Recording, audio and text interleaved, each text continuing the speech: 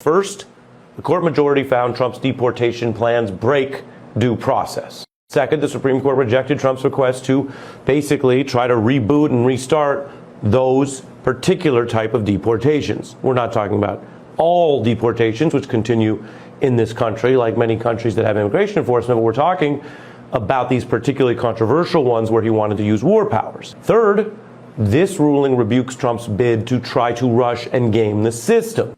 All of these are setbacks for Trump, suggests this case faces an uphill battle. But as Kavanaugh did note, the ruling blocks Trump's policy for further review in the courts. They haven't made a final merits ruling on the larger power grab that's attempted by Trump here.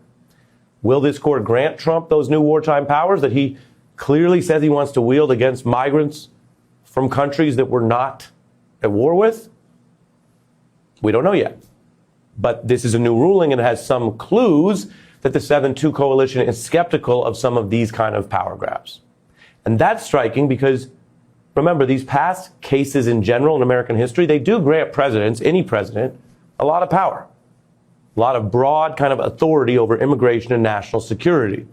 Immigration, for example, is something where there are laws set, but then the president enforces them. There's not a lot of back and forth with Congress on day-to-day activities. Ties, jump balls, they go to the president. But that's also bad news for Trump because, in other words, presidents get room for bold strokes and even some reasonable, honest errors. So it takes a lot for the court to block a president's entire use of a lane of immigration powers in real time, which is what's happening to Trump.